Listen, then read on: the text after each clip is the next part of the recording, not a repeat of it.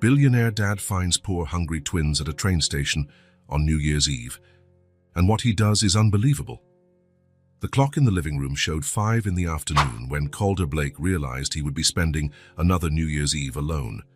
It wasn't something that bothered him, or at least that's what he told himself as he adjusted the gold wristwatch, a Christmas gift he'd bought for himself.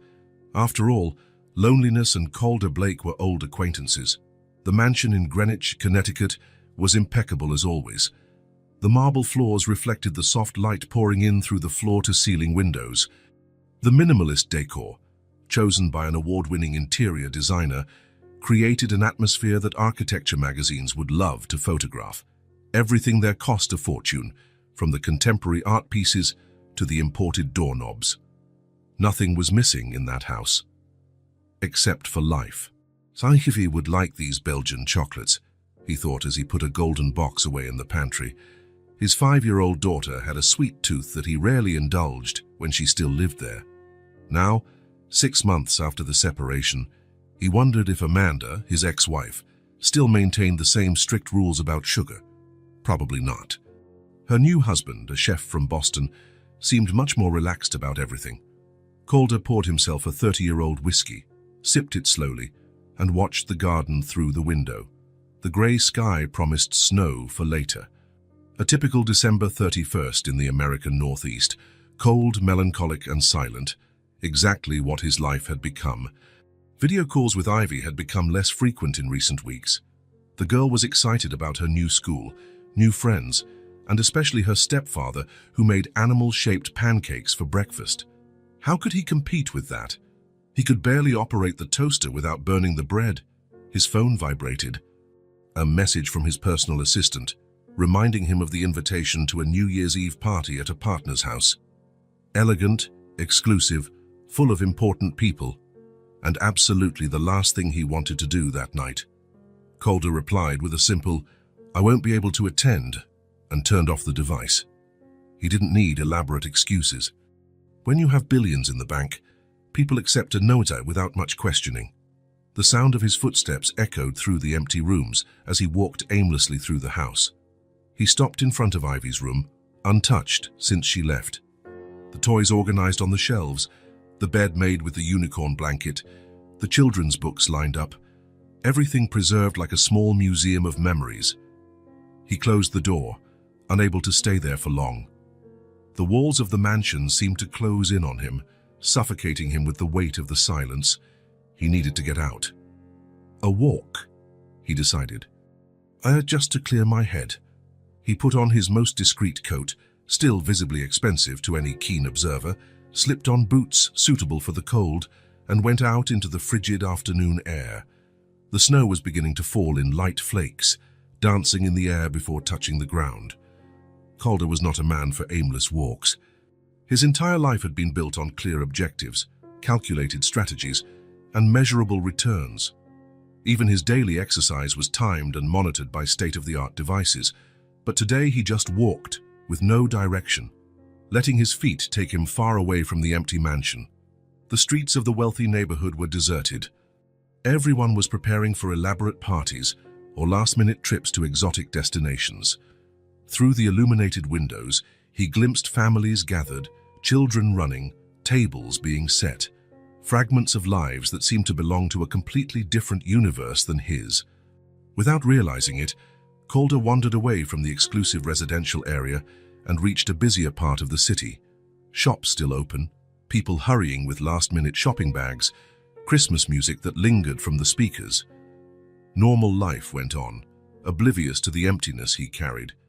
The train station wasn't on his usual path, but something drew him there. Perhaps the fleeting idea of buying a ticket to anywhere, escaping for one night from who he was. A childish fantasy for a man who couldn't afford to disappear. Too many people, jobs and investments depended on his daily decisions. The inside of the station was warmer, but almost as empty as the streets. A few lone travelers sat waiting, constantly looking at their watches. Employees yawned, counting the hours until their shift ended. And then, on a secluded bench, he saw them. 2 little girls, identical, sitting side by side like forgotten dolls. Messy blonde hair, pale faces with freckles, coats too thin for the cold. They looked to be Ivy's age, 5, maybe 6, large green eyes that held a seriousness unfitting for such young children. Calder stopped and uncertain. He looked around, searching for any adults who might be with them. No one. The girls were talking to each other in low voices, occasionally rubbing their hands together to warm them. "Are you alone?" he asked, approaching cautiously. The two startled, like wild animals ready to flee. The one closer to him, a faded red ribbon in her hair distinguishing her from her sister, answered in a small voice, "We're waiting." "Waiting for whom?" Calder insisted, keeping a respectful distance. The girls exchanged quick glances, a silent communication that only twins seemed to master. "Just waiting," the same girl replied. Something about these children set off an alarm in Calder. The way they huddled on the bench, their suspicious glances, their inadequate clothing for the weather. Years of negotiating with people trying to hide their true intentions had made him good at detecting lies. "How long have you been here?" Another exchange of glances. This time, the second girl answered, "Since yesterday." Calder felt a tightness in his chest. Children. Alone. On New Year's Eve, the temperature would continue to drop during the night. "Have you eaten today?" Both shook their heads no. "We haven't eaten in 2 days," confessed the one with the red ribbon, as if she had given up on keeping secrets. 2 days. Calder looked around again, searching for security cameras, station employees, anyone who might be observing the situation. The station was practically deserted on this holiday afternoon. "What are your names?" he asked, sitting on the bench across from them. "I'm Nellie," said the one with the ribbon. "She's Ruby." Ruby nodded shyly, studying Calder with wary eyes. "I'm Calder. Do you have somewhere to go?" The two looked at each other again. It was Ruby who answered this time, her voice even quieter than her sister's. "We're just going to stay here." The idea of two little girls spending New Year's Eve alone, hungry, in a train station stirred something inside Calder. An emotion he couldn't name, something he hadn't felt in a long time. Outrage, concern, responsibility. "Do you want to spend New Year's at a house?" The words came out before he could think. "At my house, I mean, there's food, heat. You can take a hot bath, eat and rest." Nellie squeezed her sister's hand, her eyes widening with a mix of hope and suspicion. "We don't know you," she said with a wisdom beyond her years. Calder nodded, respecting their caution. "I can call the police or social services if you prefer, but it's New Year's Eve, and it might take a while for someone to come. In the meantime, you'd still be hungry and cold." The girls whispered to each other for a few moments. Finally, Nellie looked at him. "Do you really have food at your house?" "Lots of food," he assured them. "We can make whatever you want." Another moment of silent deliberation between the sisters. Finally, Ruby gave a small affirmative nod, and Nellie announced, "We'll go. So but if anything is weird, we know how to run fast." The childish threat, so serious coming from those small lips, almost made Calder smile, but he kept his expression neutral, respecting the gravity of the situation for them. "Deal." The walk back home was silent. The girls walked side by side, keeping a safe distance from Calder. Nellie occasionally pointed out something on the street, a particularly bright Christmas decoration, a dog walking with its owner, and Ruby would respond with nods or whispers. The snow was falling harder now, and Calder noticed how the girls shivered in their thin coats. When the mansion appeared in the distance, imposing in its isolation, the twins stopped for a moment. "You live there?" Nellie asked, surprise evident in her voice. "Yes." "It looks like a castle," Ruby commented, speaking directly to him for the first time, without being prompted. "It's too big for just one person," Calder admitted. The house that had always seemed to him a symbol of success now, seen through the eyes of these children, looked absurdly disproportional, a monument to loneliness. They entered through the main door, and Calder watched the girls absorb the environment with wide eyes. Their worn shoes hesitated on the Persian rug, as if afraid to dirty it. "You can come in," he encouraged. "Let's first get you something to eat." In the spacious and immaculate kitchen, Calder realized he didn't know exactly what children their age ate. When Ivy was home, the housekeeper handled her meals, following a menu designed by a pediatric nutritionist. "What would you like to eat?" he asked, opening the well-stocked refrigerator.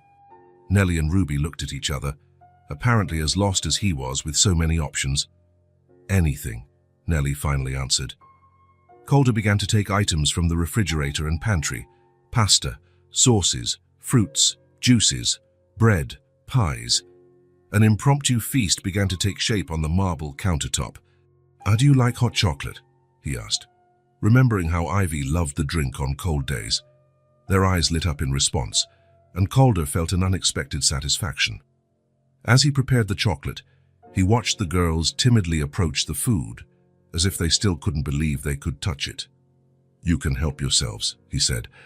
"But maybe you'd like to take a warm bath first. I have some clothes that might fit you." Nellie looked at her own dirty clothes and then at her sister, who nodded slightly. "A bath would be nice," she agreed. Calder led them to one of the guest rooms, turned on the heater and prepared the bathroom. He found some of Ivy's old clothes that, although still a bit big for the twins, would be better than what they were wearing. "I'll leave you to it," he said, placing fluffy towels on the bed. "I'll be in the kitchen, finishing up dinner." Back in the kitchen, Calder found himself working with a purpose he hadn't felt in months. He set the dining room table, lit some candles, and put on soft music through the sound system. It wasn't an elaborate celebration, but it felt more welcoming than the solitary dinner he had planned. Half an hour later, the girls appeared at the kitchen entrance, transformed. Their blonde hair, now clean, shone like gold under the light. Ivy's clothes, soft t-shirts and sweatpants, enveloped their small bodies in comfort. Their faces, though still pale, had regained some color. "Have a seat," he invited, gesturing to the set table. "Dinner is ready." The twins settled in, looking with fascination at the plates before them. Calder served pasta, salads, bread, and finally the hot chocolate in large mugs.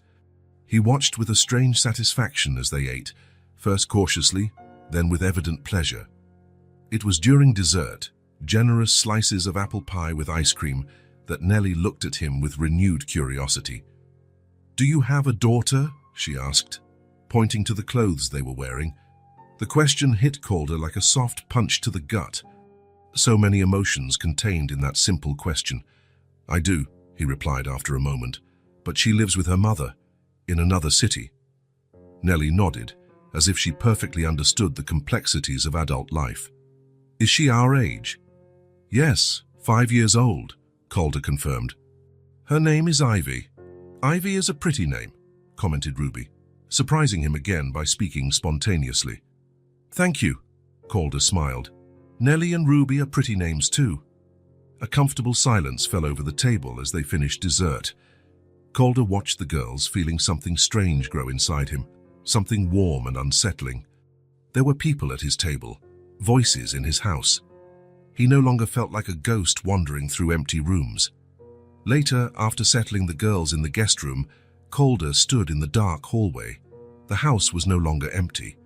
There were sounds of soft breathing coming from the room, small bodies warm under the blankets, glasses of water on the nightstands. It was the first night in a long time that Calder didn't feel invisible in his own home, and as the snow continued to fall outside, covering the world with its white blanket, something inside him, long dormant, slowly began to awaken. On the morning after New Year's Day, Calder woke up earlier than usual. For a moment he lay there, listening to the sounds of the house. Instead of the usual silence, he caught whispers and giggles coming from the hallway. It took him a few seconds to remember. The girls, the twins, Nellie, and Ruby. He got up, put on a robe, and opened his bedroom door. In the hallway, the two small figures froze when they saw him, as if they'd been caught doing something wrong. They were exploring the framed photographs on the wall. "Good morning," Calder said, trying to sound casual, as if waking up to find two children in his house was the most normal thing in the world. "Good morning," they replied in unison, their blonde hair still messy from sleep. "Did you sleep well?" he asked, realizing he didn't exactly know how to talk to children first thing in the morning. Nellie nodded, while Ruby just watched with her attentive eyes. They were still wearing Ivy's clothes from the night before, which now looked crumpled. "We should buy some clothes for you today," Calder said, more to himself than to them. In the kitchen, he realized another problem. He had nothing suitable for a child's breakfast. His pantry, though well stocked with gourmet products, didn't contain the colorful cereals or animal-shaped cookies he remembered seeing at his sister's house when visiting his nephews. "What do you usually eat in the morning?" he asked the girls, who had followed him to the kitchen. Nellie and Ruby exchanged a quick glance. "Anything," Nellie replied, "just like the night before." Calder searched the fridge and pantry. He managed to make toast with jam, some cut-up fruit, and chocolate milk. It wasn't an elaborate meal, but the girls ate with enthusiasm, as if it were a banquet. It was while serving the hot chocolate into 3 mugs, 2 small, colorful ones he found at the back of the cupboard, probably left by Ivy, I suppose, and his usual coffee mug, that the reality of the situation hit him. 3 mugs on the table, 3 people in the house, a small improvised family on a January morning. "What are we going to do today?" Nellie asked, swinging her legs on the chair that was too high for her. Calder looked at the clock. On a normal day, he'd be preparing for a video conference or reviewing contracts. But today didn't feel like a normal day. "I think we need to buy some things for you," he replied. "And then we can decide." After breakfast, Calder made a call. Not to social services or the police, as he knew he should, but to his personal assistant. He asked her to cancel all his appointments for the rest of the week and to arrange for a delivery of children's clothes, toysy and age-appropriate food. In her usual efficiency, she didn't question it, just noted the sizes he estimated and promised to have everything delivered that same afternoon. While they waited for the deliveries, Calder improvised. He found paper and pens in his office and set up a drawing station on the large dining table. The girls, hesitant at first, were soon completely absorbed, creating colorful worlds on the white paper. "Look, I drew our house," said Ruby, surprising Calder by speaking spontaneously. In the drawing, a large house with many windows sheltered 3 smiling stick figures. "This is you," she pointed to the tallest one. "And this is us." Calder felt something strange in his chest, a mix of tenderness and alarm. Our house, these girls, whom he had known for less than 24 hours, already included him in their concept of home. And even more surprisingly, he didn't want to correct that impression. The deliveries started arriving shortly after the impromptu lunch they prepared together. Simple sandwiches and orange juice. First, the clothes, dresses, pants, shirts, pajamas, shoes, all in duplicate and in the approximate sizes. Then the toys, dolls, building blocks, children's books, board games. Finally, the groceries, cereals, cookies, fruit, milk, juices, ingredients for simple meals. Calder had quickly looked up online. Easy recipes for kids. The twins watched everything with wide eyes, as if they couldn't believe the amount of stuff appearing before them. "Is this all for us?" Ruby asked, timidly touching a blue dress with little stars on it. "Yes," Calder confirmed. "You need clean clothes and things to play with while you're here." Nellie's expression suddenly turned serious. "How long are we staying?" The question hit Calder like a punch to the gut. He knew what he should do, what the law and common sense dictated. Call the authorities, explain the situation, return the girls to the system. But something inside him resisted that idea. "For now, you can stay as long as you need," he answered vaguely. Nellie's face lit up, and she smiled at her sister. Then, they both ran to explore the new toys. The afternoon passed in a blur of activities, trying on new clothes, assembling puzzles, reading picture books. The mansion, once so silent, now echoed with children's voices and laughter. Calder realized he was smiling as he prepared dinner, a simple macaroni and cheese recipe he found online, described as a kid favorite. His culinary skills were limited, but the girls helped him, mixing ingredients and tasting the sauce with serious expressions of approval. After dinner, they sat in the living room, now transformed by scattered toys and drawings taped to the walls. Calder turned on the television and found an animated movie. The twins settled on the couch, one on each side of him, as if it were the most natural arrangement in the world. Halfway through the movie, Ruby fell asleep, her head lolling against Calder's arm. Nellie resisted a few more minutes before also succumbing to sleep. Careful not to wake them, Calder carried them, one at a time, to the guest room. As he tucked them in, he observed their peaceful faces. In just one day, these two children had completely transformed his house and his routine. The once empty corners now housed colorful toys.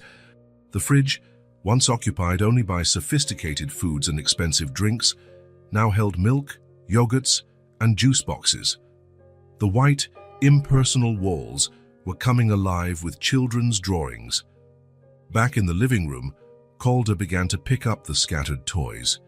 He should have been bothered by the mess, by the invasion of his meticulously organized space. But surprisingly, he wasn't. Every Lego piece found under the sofa, every doll left on the coffee table, every open book on the rug, it all made him smile. He sat on the now empty sofa and looked around. The house felt smaller, cozier, more alive, and he, who for so long had felt like a ghost wandering through empty rooms, now felt real, needed, present. Without realizing it, he had begun to enjoy being there, to care, to have something more important than meetings and contracts to fill his days, to have voices calling his name, laughter echoing through the halls, small hands holding his. "Tomorrow," he told himself, "I'll call the authorities. I'll explain the situation. I'll do the right thing." But as he climbed the stairs to his own room, Calder already knew deep down that he wasn't ready to let them go. Calder woke up suddenly, pulled from sleep by a sound that took him a few seconds to identify. Crying, sharp, desperate, and frightened, coming from the room where the girls were sleeping. He glanced at the digital clock on his nightstand, 3:27 a.m. For a moment, he was paralyzed, unsure what to do. There was no instruction manual for situations like this. On his rare visits with Ivy, Amanda had always handled the nighttime nightmares, leaving him in the comfortable role of an observer. The crying intensified, now accompanied by a small voice calling for help. Calder threw the covers aside and got out of bed on impulse. He hurried down the hall, his bare feet silent on the carpet. The guest room door was ajar. A star-shaped nightlight, purchased that very afternoon, cast a soft glow on the two beds. In the first one, Nellie was sitting up, her knees pulled to her chest, her face contorted with crying. In the other bed, Ruby watched her sister with wide, frightened eyes clutching the blanket. "Nellie," Calder called softly, entering the room. "What happened?" The girl looked at him, her face wet with tears, her eyes red and scared. She tried to speak, but only managed to sob harder. "It was a nightmare," Ruby explained, her voice trembling. "She dreamed that they found us." Calder sat on the edge of Nellie's bed, unsure what to do. Should he just comfort her with words? Call someone? Offer her water? Before he could decide, Nellie launched herself at him, her small arms wrapping around his neck with surprising strength. Her wet face pressed against his shoulder. The crying, muffled now by the fabric of his t-shirt, continued to shake her small body. "It's okay," Calder murmured, hugging her back awkwardly. "It was just a bad dream. You're safe here." Over Nellie's shoulder, he saw Ruby watching them, her eyes shining with unshed tears. He extended an arm toward her in a silent invitation. Without hesitation, the girl jumped from her bed and joined the hug, pressing herself against Calder's free side. It was the first time he had hugged them both at once. The warmth of their small bodies against his, the implicit trust in the gesture, the fragility and strength he felt in that contact. It all hit him like an unexpected wave. "So us, they were yelling in the dream," Nellie explained between sobs, "saying they were going to find us and take us back." "No one is going to take you," Calder replied, surprised by the firmness in his own voice. He felt them both relax slightly at his words, as if his voice had the power to ward off the monsters of the night. It was a strange feeling, to be someone's safe harbor, the person they turn to when fear strikes. "How about some warm milk?" he suggested, vaguely remembering that was what his mother used to offer when he had nightmares many decades ago. The twins nodded in sync, still clinging to him. Carefully, Calder stood up, a girl in each arm. They were light, too light, he thought, and they settled naturally against his body, their blonde heads resting on his shoulders. In the kitchen, lit only by the soft light above the stove, Calder managed, with some difficulty, to warm milk in a saucepan while still holding Ruby. Nellie had settled onto one of the high stools, her legs swinging in the air, her red-rimmed eyes following his every move. "My dad used to make hot chocolate when I had nightmares," Calder commented as he poured the milk into 2 mugs, but he added a secret ingredient. "What was it?" asked Ruby, her curiosity momentarily overcoming her fear. "Cinnamon," he replied, smiling as he found the jar in the cabinet. "Just a pinch. It makes all the difference." He sprinkled the cinnamon over the milk and handed the mugs to the girls, who blew on the hot drink before trying it. Their faces lit up with shy smiles as they tasted it. "It's good," Nellie approved. "It's magic," Calder corrected, sitting between them. "Milk with cinnamon chases away nightmares. At least that's what my dad always told me." "Was your dad nice?" Ruby asked, her green eyes fixed on him over the rim of her mug. The question caught him off guard.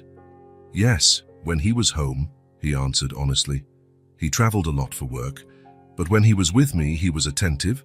"Like you," Nellie observed. Something tightened in Calder's chest. Was that what he was being? Attentive. It seemed too simple a word to describe what he felt. This confusing mix of protection, responsibility, and affection that grew with every hour spent with the twins. They stayed in the kitchen until the mugs were empty, and the girls' eyes began to grow heavy again. Calder guided them back to their room, helping them settle into their beds. As he turned to leave, 2 voices called out in unison, "Stay here." He looked at their small faces, illuminated by the light of the star-shaped nightlight, and knew he couldn't deny their request. He pulled the armchair from the corner of the room to a spot between the 2 beds and sat down. "So I'll stay until you fall asleep," he promised. "Can you tell a story?" Ruby asked. Calder thought for a moment. He couldn't remember any suitable children's stories. His knowledge of literature leaned more toward Russian classics and biographies of successful CEOs. He decided to improvise. "Down once upon a time, there were 2 princesses," he began, seeing the girls' eyes light up. "They were twins and had hair as golden as the sun. They lived in a faraway kingdom where the trees were made of chocolate and the rivers of lemonade." The story continued, filled with fantastical details and unlikely adventures, until the girls' eyelids grew too heavy to stay open. Ruby's breathing was the first to become deep and regular, followed shortly by Nellie's. Even after they both fell asleep, Calder remained in the armchair, watching them. The soft light highlighted their identical profiles, the small, upturned noses, the cheeks still round with childhood, the long lashes against their fair skin. They looked fragile and infinitely precious as they slept. It was in that moment, sitting between the 2 beds in the middle of the night, that Calder felt something shift inside him. A sense that, for the first time in a long time, there were people who genuinely depended on him, not on his money or influence, but on him as a human being, as a protector, as the responsible adult keeping the monsters at bay. And that feeling, instead of scaring him, strengthened him, as if he had discovered a purpose he never knew he was looking for. At some point, he fell asleep in the uncomfortable armchair, his arms crossed over his chest, his head lolling to the side. He was awakened by rays of sunlight streaming through the window and the sound of muffled giggles. He opened his eyes to find Nellie and Ruby already awake, sitting up in their beds, watching him with amused expressions. "You snore," Nellie informed him, laughing behind her hand. Calder straightened up in the armchair, feeling his back protest the poorly slept night. "I do not snore," he defended himself automatically, running a hand through his disheveled hair. "You do too," Ruby insisted, "like a little bear." He couldn't help but smile at the specific comparison. "So a little bear, huh? At least not a big one." The girls laughed, and the sound of their laughter, cleansed of the previous night's anguish, made something warm spread through Calder's chest. "Who wants pancakes for breakfast?" he offered, getting up and stretching his sore muscles. "I do," they both answered in chorus, jumping out of bed. In the sunlit kitchen, Calder prepared the pancake batter following a recipe he found online. The twins helped, adding ingredients and mixing the batter with intense concentration. There was flour scattered on the counter and splatters of milk on the floor, but he didn't care. The mess felt right somehow, a sign of life, of presence. With pancakes stacked on colorful plates and covered in maple syrup, they sat at the kitchen table. The morning sun streamed through the large windows, creating golden pools on the wooden floor. It was a perfect moment, Calder thought, the kind of scene that could be in a butter commercial or a Christmas card. It was then that Nellie, after exchanging a meaningful look with her sister, put her fork down and looked directly at him. "Are you going to call social services today?" she asked, her voice suddenly serious. The question caught Calder by surprise. He had considered it, of course.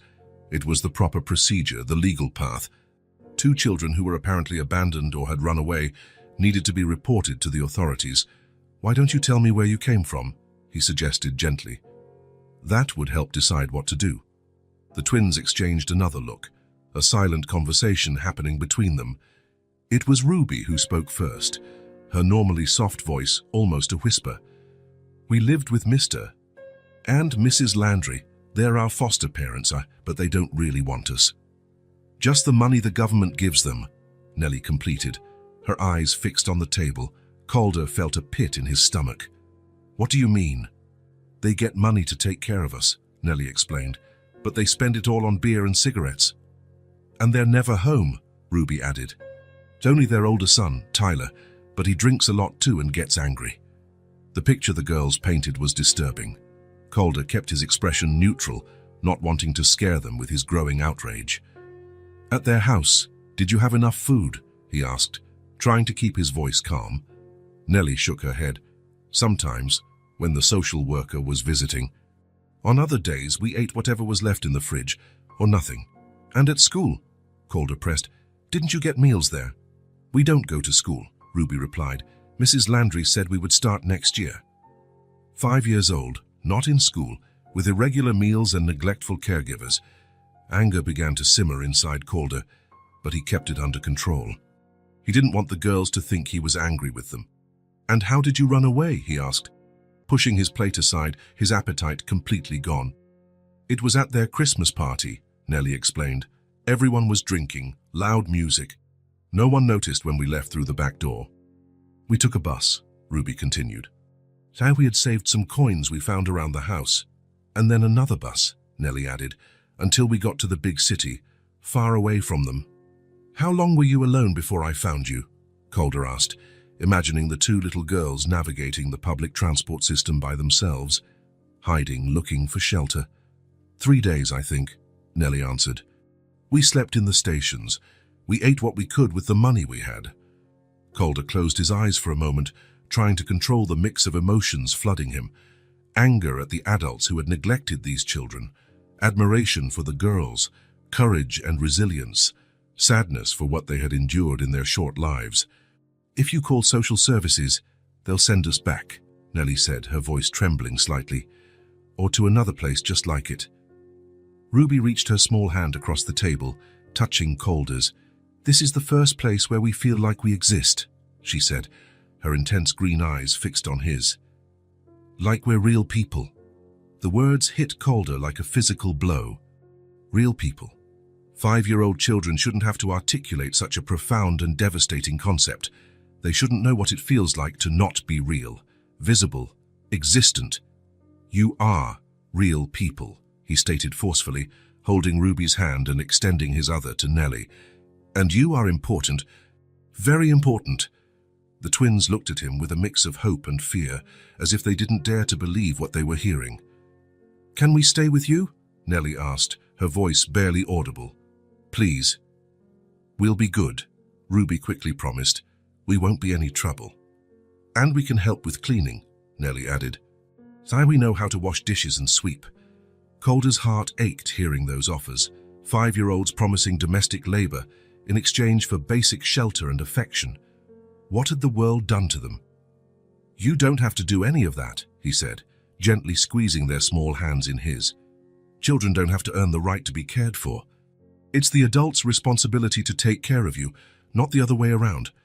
Their eyes glistened with unshed tears, and Calder realized it was probably the first time they had ever heard anything like that. In that moment, looking at those hopeful and vulnerable faces, Calder made a decision. It wasn't a long process of reflection or a careful analysis of pros and cons. It was an instant, unshakable certainty, as if a truth had just been waiting to be acknowledged. He would not return them to the system that had already failed them. He would not allow them to go back to a home where they were invisible, neglected, hungry. He would not let them be separated or sent to another place where the cycle of abandonment could repeat itself. "You can stay with me," he declared, the words coming out firm and clear, "and I'm going to do everything I can to make sure it's permanent." The girls' faces lit up as if someone had switched on lights inside them. Ruby was the first to move, jumping from her chair and throwing herself into Calder's arms. Nellie followed a second later, and suddenly he was enveloped in a double hug, feeling tears. He wasn't sure if they were the girls or his own, soaking his shirt. "Forever?" Nellie asked against his chest. "I'm going to do my best to make it forever," Calder promised.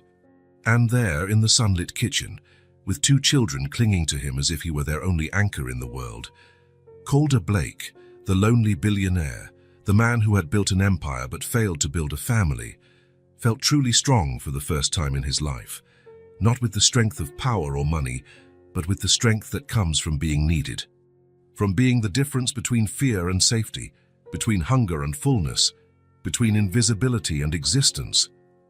And he decided, in that moment, that he would use every resource at his disposal, his money, his connections, his influence, to ensure that Nellie and Ruby would never have to run from anything or anyone ever again. They had found a home, and so had he. The days turned into weeks with a speed that surprised Calder. The decision to keep the girls with him had not been easy to implement. It involved lawyers, social workers, judges, and an endless amount of paperwork. His money and influence opened doors, but even so, the process of temporary guardianship required time and patience. However, while the professionals handled the bureaucracy, life inside the mansion followed its new rhythm, as if the twins had always belonged in that space. On a Saturday morning, Calder woke to the sound of laughter coming from downstairs. He checked the clock, 7:23 a.m. He used to sleep in on weekends, exhausted from long hours at the office. Now the idea of wasting the mornings seemed like a shame. He went downstairs, still in his pajamas and slippers, following the sound to the living room. There, he found Nellie and Ruby building an elaborate fort with pillows, blankets, and chairs. He watched them for a moment, admiring the seriousness with which they discussed the exact placement of each element. "This pillow needs to go here to hold up the roof," Nellie explained, pointing with authority. Ruby shook her head, disagreeing. "It'll be crooked. It needs to be two pillows."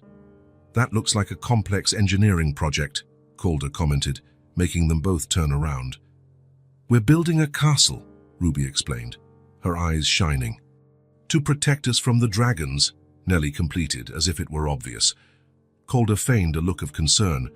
"Dragons? In my house? This is serious." The girls giggled, delighted by his participation in their fantasy. "You can help," Ruby offered, holding out a pillow toward him. "We need taller walls." Without hesitation, Calder joined them on the floor. His $10,000 Italian suit had been replaced by sweatpants and comfortable t-shirts on weekends, a change his former self would have found unthinkable. For an hour, they built, demolished, and rebuilt the castle, until it occupied almost the entire room. Calder suggested using the Christmas lights, stored in the attic since December, to illuminate the inside of the fort. The girls applauded the idea, and soon the pillow castle was glowing with small, colorful lights. "It's the most beautiful castle I've ever seen," Ruby declared, her eyes reflecting the little lights. "We need food for the castle's inhabitants," Calder decided. "How about we make pancakes for breakfast?" In the kitchen, the three figures worked in harmony. The twins, wearing aprons that reached their ankles, had specific roles. Nellie was responsible for measuring the dry ingredients, while Ruby handled the liquids. Calder supervised, helping when necessary, but giving them space to experiment. "Stir slowly," he instructed, guiding Ruby's hand as she mixed the batter. "That's right. Like you're drawing big circles." Flour scattered across the counter. Drops of milk stained the floor. and the first pancake stuck to the pan, but none of it mattered. The kitchen, which was once just a pass-through in his life, was now the heart of the house. "Look, I made one in the shape of a moon," Nellie exclaimed, proud of her imperfect but character-filled creation. "Mine looks like an elephant," Ruby commented, tilting her head to observe her misshapen pancake. "Culinary artists," Calder praised, placing the creations on colorful plates. They ate in the middle of the pillow castle, sitting on soft blankets, telling stories of brave princesses and friendly dragons. Calder discovered he had a talent for inventing characters and adventures that made the girls laugh or widen their eyes in suspense. After breakfast, he proposed a painting session. Buying a specific table for art activities had been one of his best decisions. He covered it with newspaper and distributed pots of paint, brushes of various sizes, and large sheets of white paper. "Let's paint our family," Nellie suggested, dipping her brush in yellow paint. The word family made Calder pause for a moment. Was that what they had become? A family? The idea, which should have scared him, brought only a feeling of warmth and belonging. The three painted side by side, talking about colors and shapes. Calder, who had never had any artistic inclination, found that he didn't care about the result. The process was what brought joy. His painting, a clumsy attempt to portray three figures holding hands, drew fond laughter from the girls. "You draw funny," Ruby commented, without malice. "Not all of us have your natural talent," he replied, admiring her painting, surprisingly detailed for a 5-year-old. After lunch, sandwiches cut into star shapes, another of Calder's newly discovered skills, the girls asked to watch a movie. They snuggled on the sofa, Calder in the middle with a twin on each side.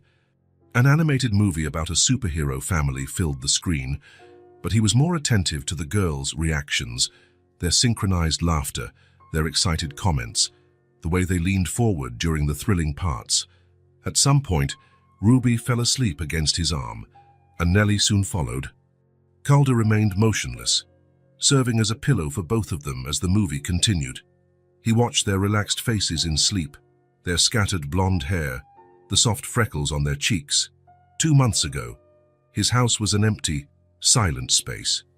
The rooms, though luxurious, seemed to exist only as a backdrop for a life that happened elsewhere. At the office, in meetings, on business trips, he would come home only to sleep and leave again the next morning. Now, every inch of the space had meaning. The corner of the room where the toy box was, the refrigerator covered in colorful drawings held by magnets, the nightstands with stacks of children's books for bedtime reading, the little bunny-shaped slippers by the door, the colorful toothbrushes in the bathroom. What was once empty now had a name, Nellie and Ruby. It had sound, laughter, conversations, singing in the bath, footsteps running down the hall. It had meaning, to care for, to teach, to protect, to love. As the girl slept peacefully beside him, Calder thought of Ivy, his biological daughter, so distant now, with whom video calls were becoming shorter and more spaced out. He felt a pang of guilt. Was he betraying Ivy by forming this new family? But then he understood something important. He wasn't replacing his daughter. The love he felt for Ivy remained intact, kept in a special place in his heart. What was happening was different. He was learning to expand his capacity to love, from an absent and distant father to someone present and involved. He wasn't replacing Ivy. He was learning to love again in a more complete and present way than he ever had before. And maybe, he thought as he gently stroked the sleeping twins' hair when Ivy came to visit, he could show her this new father he was becoming, a father who built pillow castles, made moon-shaped pancakes, and painted clumsy figures holding hands. A father who had finally understood that true success isn't measured by bank accounts or business deals, but by moments like this, silent, simple, and absolutely precious. Spring had arrived, bringing color to the city's central park. After weeks of snow and cold, the sun finally offered its warmth, inviting people to leave their homes. For Calder, it was the perfect opportunity for an outing with the twins. "We're going to the park today," he announced at breakfast as he served colorful cereal into the girls' bowls. Nellie and Ruby exchanged excited glances. For the past 2 months, their outings had been limited to indoor places, malls, children's museums, the movie theater. The idea of running in the open air, feeling the grass under their feet, was irresistible.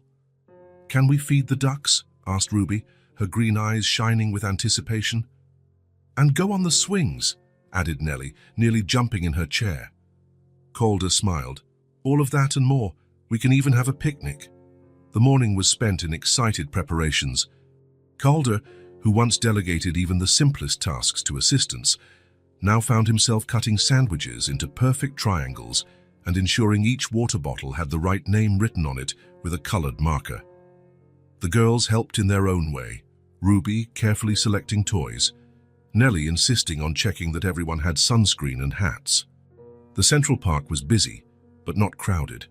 Families were spread out on the lawn, children ran chasing soap bubbles, elderly couples walked hand in hand along the tree-lined paths. Calder parked, and before he could even completely turn off the engine, the twins were already unbuckling their seatbelts, eager to explore. "Remember to stay where I can see you," he recommended, unloading the basket and a bag of essentials, another novelty in his life, carrying a colorful bag full of wet wipes, decorated band-aids, and changes of clothes. The girls promised with quick nods and ran off toward the playground. Calder followed them, watching their blonde hair bounce in the spring sun. They were healthier now, their cheeks fuller, their skin with a glow that was missing when he found them. Nellie, always the leader, climbed the slide first, calling for her sister to follow. Ruby, more cautious, tested each step before climbing. Her fears, however, seemed to diminish with each new experience, replaced by a growing confidence that warmed Calder's heart. After an hour of play, the twins came back to him, cheeks flushed and breathing heavily. "We're hungry," Nellie announced, always direct. They found a perfect spot under a large, leafy tree. Calder spread out the checkered blanket and arranged the food. Ruby helped, placing folded napkins next to each plate, while Nellie distributed the water bottles. The meal passed with simple conversation and laughter. The twins told elaborate stories about magical castles, friendly dragons, and princesses who saved princes. Calder listened attentively, asking questions at the right moments, fueling their fantasies. After eating, they walked to the lake to feed the ducks, who, Ruby, normally the shyest, proved to be surprisingly brave, holding out her hand with corn as the ducks approached. Nellie, on the other hand, threw the corn from a distance, laughing when the birds ran toward her. "Look at that little duckling." Ruby pointed to a smaller duck. "He needs to eat more to grow strong." Calder smiled at the observation. The girls had developed a special sensitivity for caring for the more vulnerable, perhaps a reflection of their own experiences. Time passed smoothly. Calder checked his watch. They had been at the park for almost 3 hours, but the twins showed no signs of tiredness. "Can we go to the swings now?" Nellie asked, pointing to the furthest area of the playground. Of course," Calder agreed. "After that, we need to think about heading home." The girls ran ahead, following the paved path that circled the lake. Calder followed a few steps behind, watching them stop to examine a colorful flower or swerve to avoid stepping on ants. It was when they were almost at the swings that everything changed. A couple stopped abruptly on the path ahead. The woman, thin with faded red-dyed hair, pointed in the girls' direction. The man beside her, tall, with a stubbly beard and a worn-out cap, frowned. "It's them!" the woman exclaimed, her shrill voice cutting through the park's tranquil air. Calder saw the exact moment the twins noticed the couple. It was like watching a switch being flipped. All the joy and liveliness vanished from their faces, replaced by a pure, instant terror that made his blood run cold. "Nellie, Ruby," the woman called, advancing toward them. "Where have you been? We've been looking everywhere for you." The girls were paralyzed for a second, like cornered animals. Then, as if sharing a single thought, they turned and ran, not away, but straight to Calder. "Who's this creep who's stealing our kids?" the man growled, following the woman. Calder understood immediately. The Landrys, the foster parents the girls had run away from, the couple who had kept them hungry and scared. Nellie and Ruby clung to his legs with such force that he almost lost his balance. He could feel the trembling in their small bodies, hear their rapid, frightened breaths. "We want to stay with you," Nellie whispered, looking up at him with tear-filled eyes. Ruby just pressed her face against his leg, as if trying to disappear. Calder placed a protective hand on each of their blonde heads and straightened his shoulders, facing the couple who now stood before him. "These are our girls," the woman declared, pointing a finger with long, chipped nails. "They ran away from home 2 months ago. We've had the police looking for them."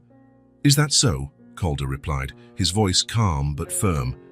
"Interesting, because I have documents showing I've had temporary custody of them for almost that same amount of time." The man took a step forward, his beer breath noticeable even from a distance. "Listen here, you rich guy. I don't know what story these brats told you, but they're our responsibility. The government pays us to take care of them." The mention of payment, not the children's well-being, confirmed everything the twins had told him. Calder felt a wave of anger rise in his chest, but he kept his expression neutral. "I understand your concern," he said, measuring each word. "But they are under my care now, with legal authorization." The woman let out a mocking laugh. "Let me guess, you're one of those playboys who thinks he can buy anything, including children. I bet you don't even know how to take care of them properly." "We don't want to go." Ruby's voice, usually so soft, came out clear and determined. "You're mean, and you're ungrateful," the woman retorted, "after everything we've done for you." "You didn't do anything," Nellie shot back. "We were starving. You yelled and drank all the time." The man advanced menacingly. "I'll teach you to respect adults." Calder stepped forward, placing himself between the girls and the couple. His posture, though calm, conveyed an authority that made the man retreat slightly. "I suggest you reconsider your approach," Calder said, his voice now laced with a coldness he reserved for high-stakes negotiations. "I can assure you I have the legal means to keep these children under my protection. We'll see what the police have to say about that," the woman threatened, pulling a worn-out cell phone from her purse. "Excellent idea," Calder agreed, to the couple's surprise. "In fact, I'll make it easier." Without breaking eye contact, he took his own phone from his pocket and dialed a number. "Stephen, Calder Blake. I'm at the Central Park with the girls, and we've run into the Landrys." "Yes, exactly. Can you send someone over immediately and bring the temporary custody papers?" "Thank you." He hung up and smiled politely at the stunned couple. "My lawyer and a court officer will be here in a few minutes. I suggest we wait comfortably." The mention of a lawyer and a court officer made the woman turn pale. The man pulled her by the arm, whispering something in her ear. "This isn't over," she threatened, pointing a finger at Calder. Then, casting one last angry glare at the twins, the couple walked away quickly, disappearing among the park's trees. As soon as they were gone, Calder knelt to be at the girls' level, who were still shaking. "They're gone," he assured them, stroking their pale faces. "You're safe now." "They're going to come back," Ruby whispered, her eyes wide with fear. "Aren't they going to take us?" "No," Calder answered firmly, looking directly into each of their eyes. "They won't. And this is where you're going to stay. With me." The words came out with an absolute certainty that surprised even himself. It wasn't just an empty promise to calm scared children. It was a declaration of intent, a commitment he was prepared to defend with everything he had. The twins hugged him simultaneously with a force born of desperation and relief. Calder wrapped his arms around them, feeling their tears wet his shirt. "Let's go home," he said softly, standing up and taking each by the hand. The walk back to the car was silent. The girls stayed close to him, frequently looking over their shoulders, as if expecting to see the Landrys appear at any moment. Calder remained alert, scanning the park for the couple, but there was no sign of them. In the car, while adjusting the twins' seatbelts, he noticed how their small bodies were still tense, ready to flee. "They won't hurt you," he promised, holding both of their hands. "Never again." On the way home, he called his lawyer again, this time using the car's sound system. The girls in the back seat listened intently to every word. "Stephen, thanks for answering so quickly before," Calder began. "The Landrys left when I mentioned you and an officer, but I'm sure they'll be back. We need to act now." "They have no legal basis to reclaim custody," came the deep voice from the other end of the line. The social worker already documented the abandonment when the girls were found. But we need to solidify your position. I want to keep them legally, Calder declared, looking in the rearview mirror at the twins. Permanently. What do I need to do? There was a pause on the other end. Are you talking about adoption? I am, he confirmed, without hesitation. It's a long process, Calder. Even with your resources, it will take time. Background checks, home visits, psychological evaluations, court hearings. I don't care about the time or the cost, he replied firmly. I want to do this right. I understand. I'll start the paperwork immediately. In the meantime, I'll reinforce the temporary custody and get a restraining order against the Landrys. Do it today, Stephen.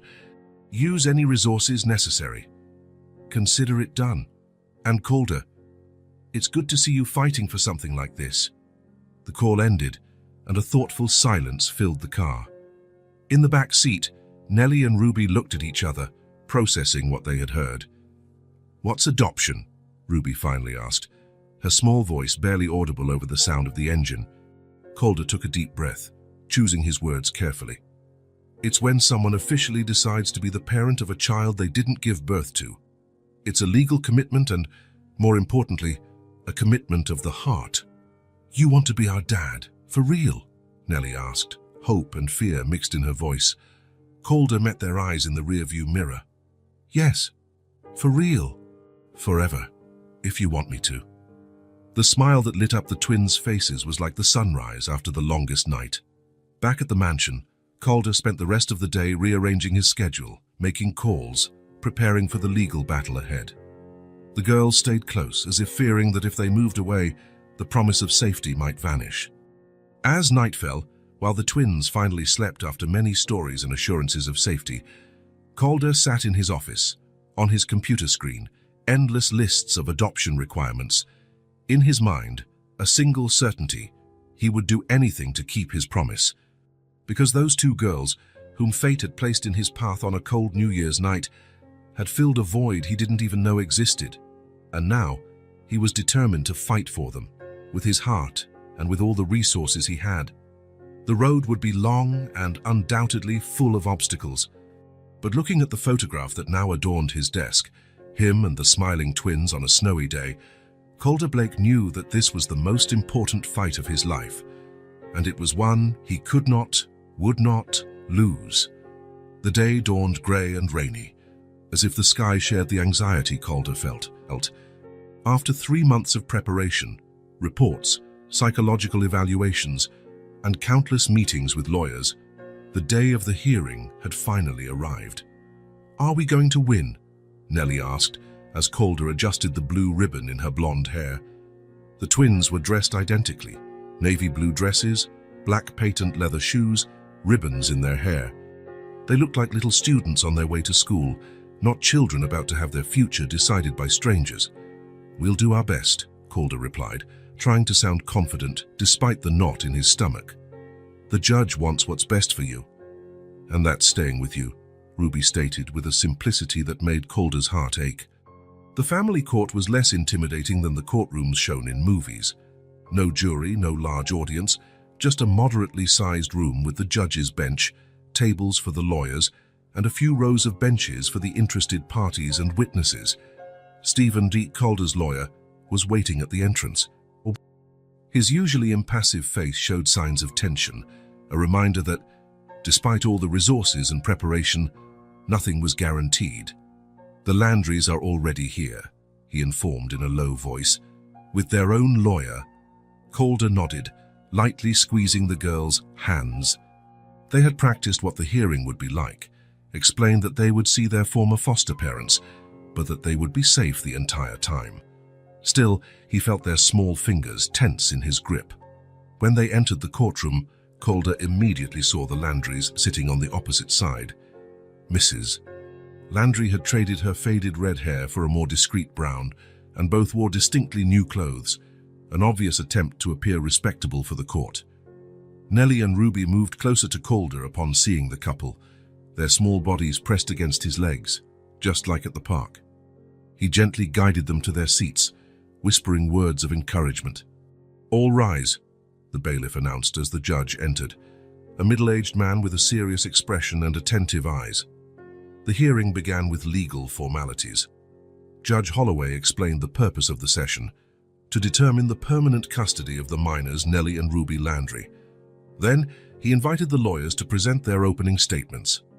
The Landry's lawyer went first, painting a picture of a hard-working couple who simply didn't have the resources to offer luxuries, but who loved and cared for the girls as best they could. He described the children's running away as a misunderstanding, and Calder as a rich man using his money to buy a family. Stephen countered with facts: medical reports showing signs of malnutrition when the girls were found, psychological evaluations indicating trauma consistent with neglect, and the abandonment itself. The girls had been missing for days without the Landrys even filing a police report. Then it was time for testimonies. Mrs. Landry was the first to take the witness stand, her face a mask of maternal concern that didn't match the restless fingers fiddling with her purse strap. "We loved those girls like they were our own," she declared, a single tear strategically rolling down her cheek. "We worked hard to give them the best we could. We took good care of them. There was never any yelling. They never went without food."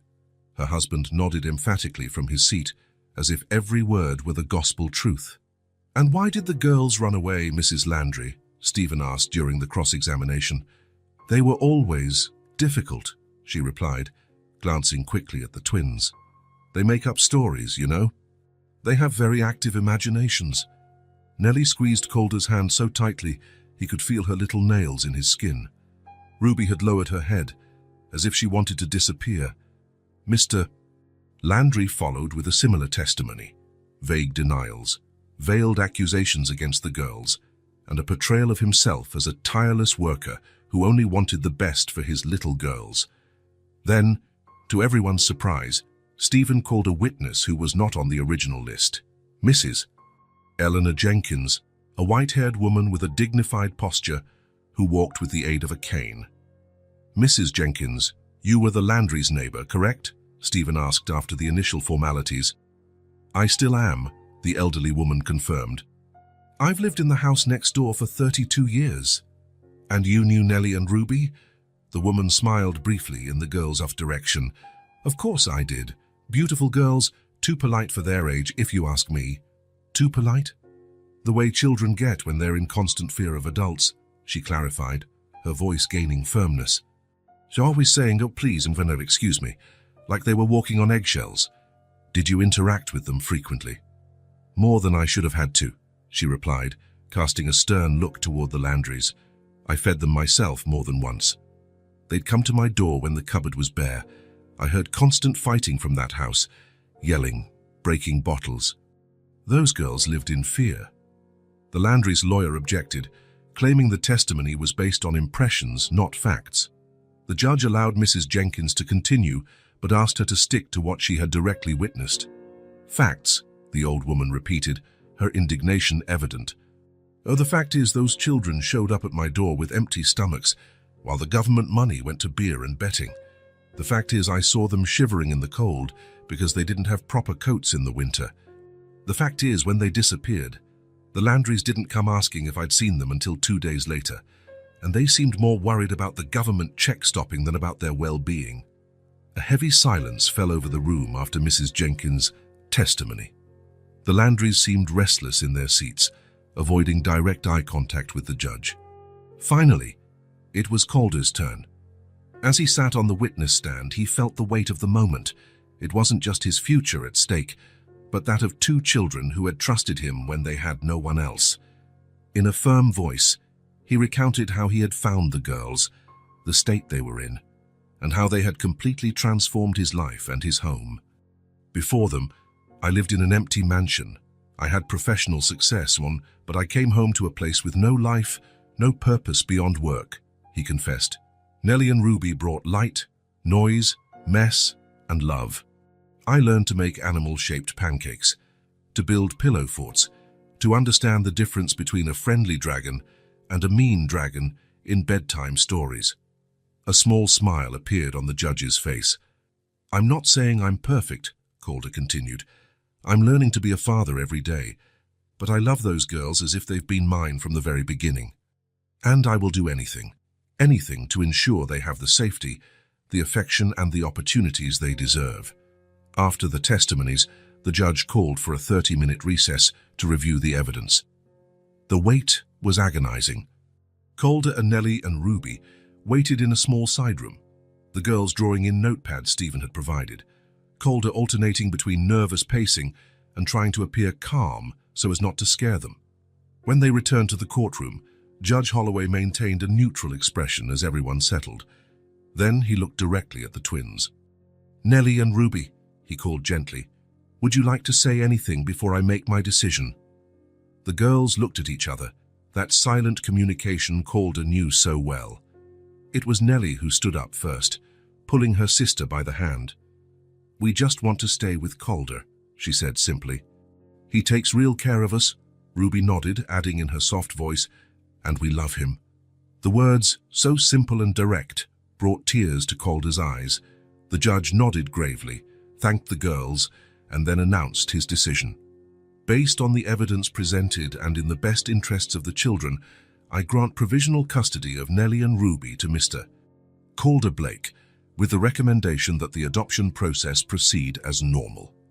The Landrys protested, but the judge was firm.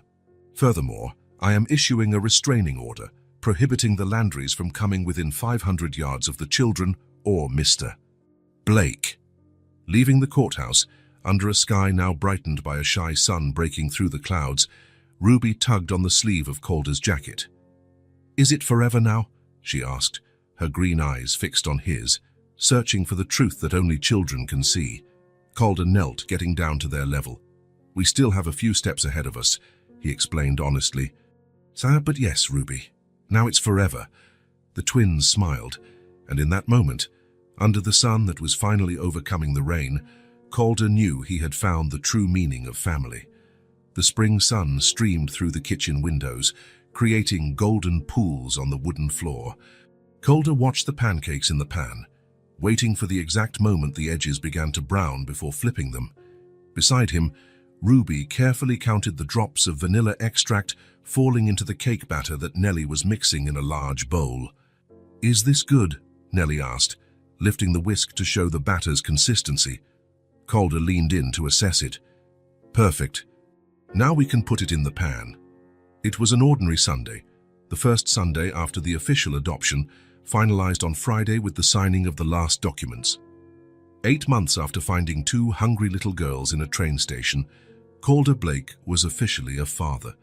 There was nothing extraordinary about that morning, no elaborate celebration, no special event planned. Just a quiet breakfast, the preparation of a simple chocolate cake, and vague plans for the rest of the day. And that was exactly what made it all so special. "Can I lick the spoon?" Ruby asked, already reaching for the batter-covered utensil. "Share with your sister," Calder reminded her, transferring the pancakes to a plate. The girls sat at the kitchen table, each with half of the batter spoon, their faces showing identical expressions of satisfaction. Calder served the pancakes, cut up fresh fruit to go with them, and joined them with his cup of coffee. "What are we going to do today?" Nellie asked between bites. "Nothing special," Calder replied. "Maybe play that new game we bought. And we need to do some laundry." "Can we hang it on the line outside?" Ruby suggested. Mrs. Mitchell said clothes dried in the sun smell like clouds. Calder smiled, remembering the girls' kind teacher, who had become a constant presence in their conversations since they started school 3 months ago. "Of course, we can. I think it's a perfect day for the smell of clouds." After breakfast, while the cake baked in the oven, filling the house with the scent of chocolate, the 3 of them sat in the living room. The board game, a simplified version of Monopoly, suitable for the twins' age, was spread out on the rug. The rules were explained, the game pieces chosen, and the friendly competition began. "I bought the ice cream shop," Nellie celebrated, placing a small plastic house on her new property. "And I got the amusement park," Ruby replied, equally proud of her acquisition. Calder, who was playing more to lose than to win, couldn't help but smile at the girls' enthusiasm. Their laughter when he landed in jail or had to pay taxes filled the room, mixing with the clatter of dice and the sliding of colorful cards. The kitchen timer went off, announcing that the cake was ready. The three figures went together to take it out of the oven, a small procession that had become a ritual on baking days. "It's perfect," Nellie declared, observing the golden brown chocolate cake, exhaling fragrant steam. "We need to wait for it to cool before we frost it," Calder reminded them, placing the cake on a wire rack. While they waited, it was time for the next task, laundry. The laundry room, once an almost decorative space in Calder's mansion, was now used daily. Nellie and Ruby helped sort the clothes by color, a skill they took very seriously. "This is light pink. Does it go with the lights or the colors?" Ruby asked, holding up a t-shirt. "It depends on how pink it is," Calder replied, pretending to analyze the question deeply. "Fudge, what do you think?" After serious deliberation, the t-shirt was classified as colored and placed in the appropriate pile. The washing machine was loaded, the detergent measured, and the cycle started. With the sun now high in the sky, it was the perfect time to hang the already washed clothes on the line in the garden. Calder had installed the clothesline just 2 weeks ago, after multiple requests from the twins. Until then, the automatic dryer had been sufficient, but the girls were determined to experience the so-called smell of clouds. In the garden, Calder handed each of them a small basket with damp clothes and colorful clothespins. He taught them to shake the items out before hanging them, to use 2 pins for each item, and to leave space between the clothes for the wind to circulate. The girls' tongues peeked out in concentration as they performed the task with absolute seriousness. Their movements were clumsy, and some pieces had to be readjusted by Calder, but the pride on their faces when they finished was priceless. "Did we do it right?" Ruby asked, looking at the collection of clothes swaying gently in the breeze. "Perfectly right," Calder confirmed, affectionately tousling their blonde hair. Back in the kitchen, the cake was cool enough to be frosted. The chocolate frosting was prepared and generously applied, with the girls insisting on adding colorful sprinkles on top, more than would be considered elegant, but exactly the right amount of joy. Lunch was simple, sandwiches made together, fresh orange juice, and, of course, generous slices of chocolate cake for dessert. Sitting at the kitchen table, they talked about everything and nothing, the classes for the coming week, the book they were reading together before bed, plans for the approaching summer vacation.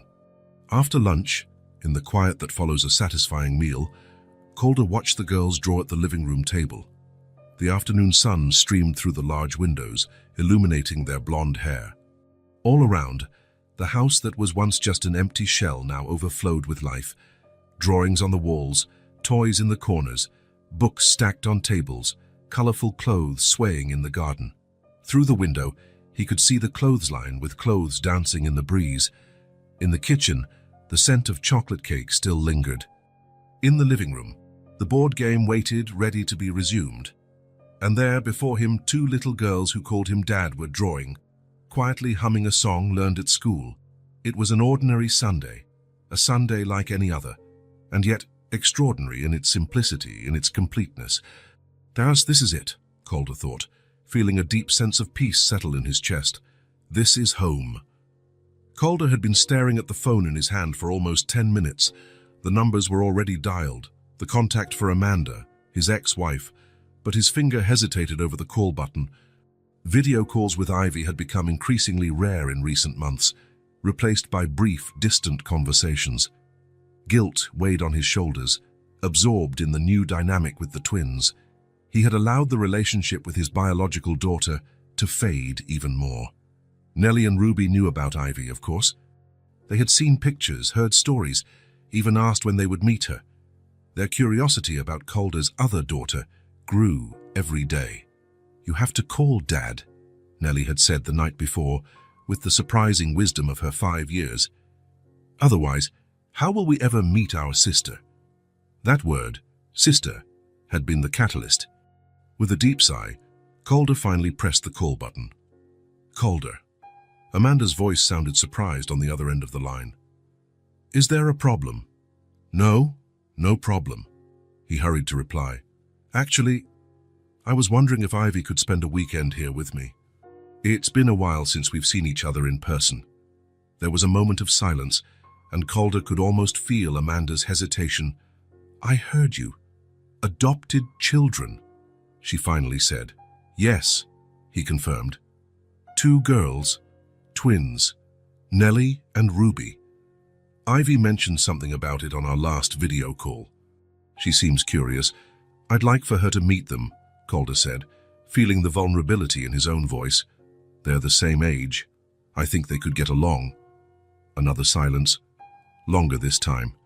Then, to his surprise, Amanda sighed. I think it would be good for her. Ivy asks about you more than she lets on.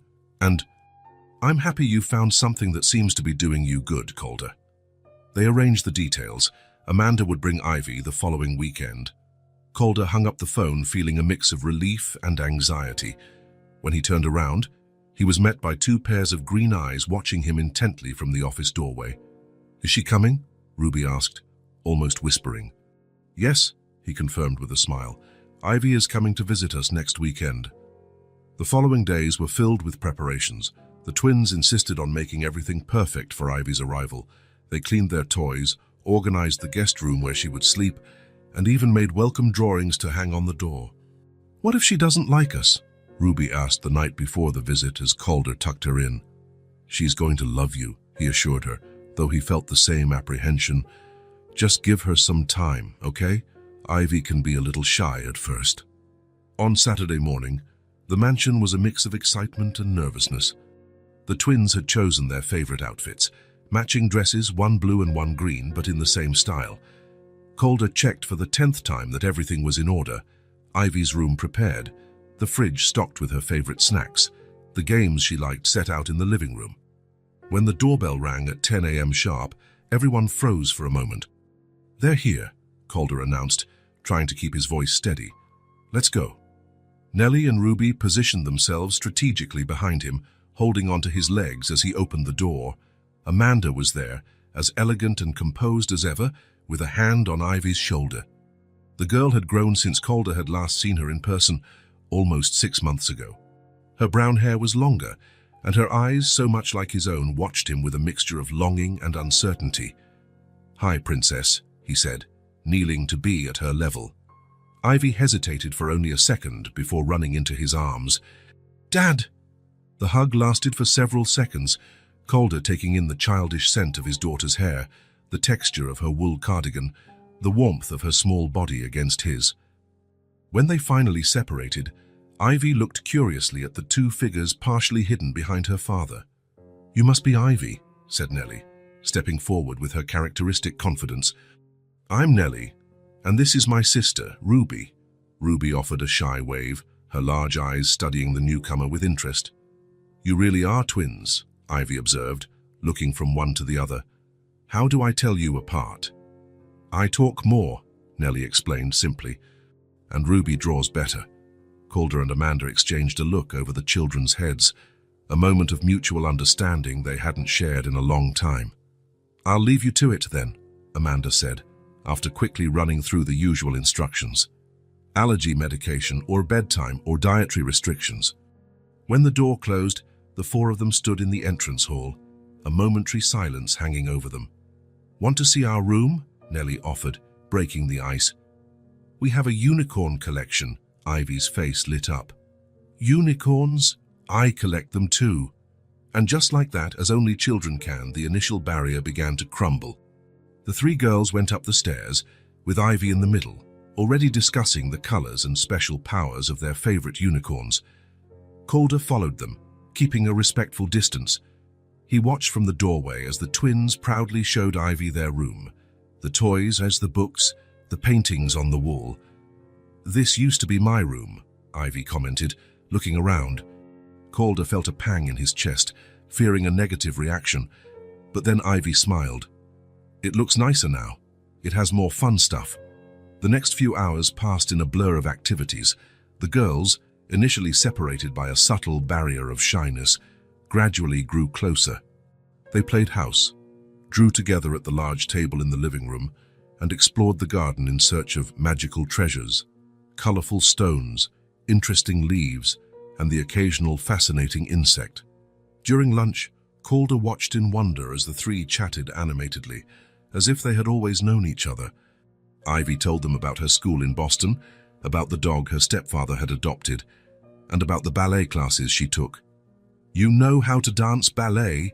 Ruby asked, her eyes wide with admiration. "A little," Ivy replied, suddenly shy. "I can show you later." In the afternoon, the girls decided to make friendship bracelets. Calder provided colorful threads, beads, and small charms he had bought especially for the occasion. Sitting on the sofa, he pretended to read a book while secretly watching the interaction of the three around the coffee table. Ivy, surprisingly, took on the role of teacher, showing the twins how to weave the threads into specific patterns. Her small hands gently guided the others, correcting when necessary and praising their progress. "This one is for you," said Ruby as she finished her first bracelet, handing it to Ivy. It was simple, with unevenly braided blue and green threads, but made with such care that its value was immeasurable. Ivy looked at the bracelet with genuine appreciation. "It's beautiful. I'll wear it always." She immediately put it on her wrist, showing it off with pride. "Now we're official friends." "Not just friends," Nellie corrected. "Sisters." The word hung in the air for a moment. Ivy looked at Calder as if seeking confirmation. "Are you my sisters?" she asked, her voice small and hesitant. Calder closed his book and came closer, sitting on the floor with them. "That's up to you," he answered carefully. "Families can come in many different forms." Ivy frowned, processing the information. Then, slowly, a smile began to form on her face. "Dad, can they be my sisters?"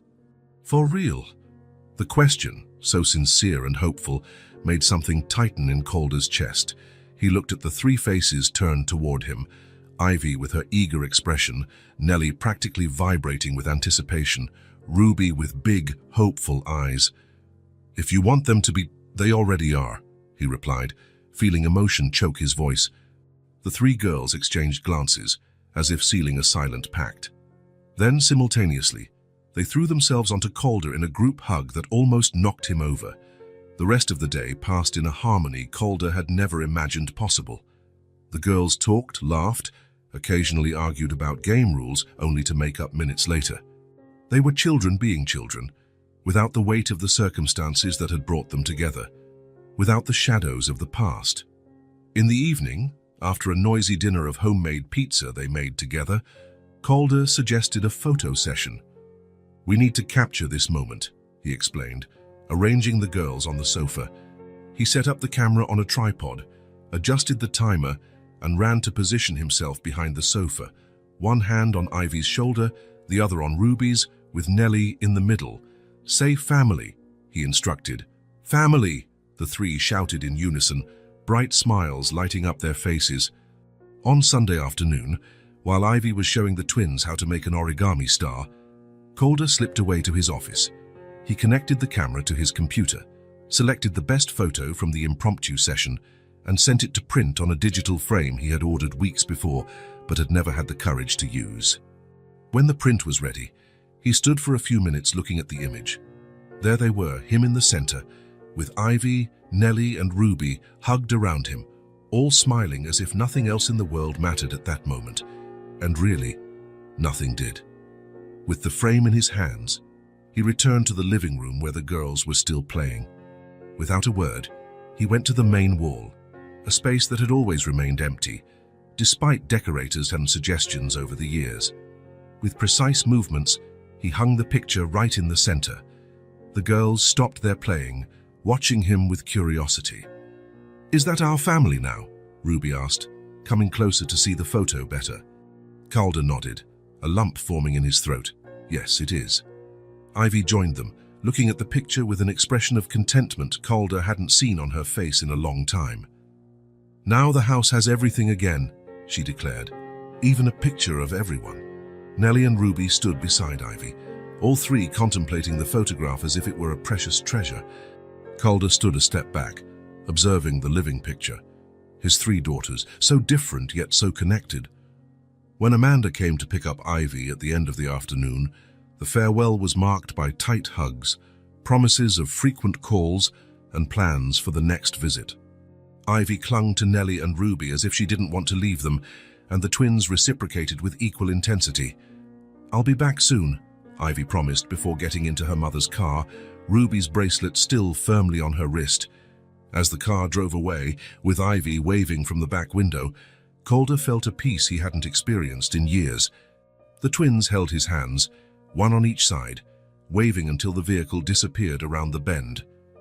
Back in the house, Ivy's absence was noticeable, but not painful like before. There was a sense of continuity, of a connection that remained even in physical separation. That night, after putting the twins to bed, Calder stood again before the photograph on the living room wall. The house, once so empty that it echoed his lonely footsteps, now seemed to breathe with newly created memories. Laughter at breakfast, secrets whispered between sisters, friendship bracelets made with childish love. I didn't replace my daughter, he thought, gently touching Ivy's image in the photograph. I just let my heart grow bigger. And finally, after years of professional success but personal failure, of material wealth but emotional poverty, Calder Blake felt whole again, not because he had everything, but because he had enough. He had a family. If this story touched your heart, subscribe to the channel and turn on notifications so you don't miss the next ones. Leave a like because it helps this story get recommended to more people. See you in the next story.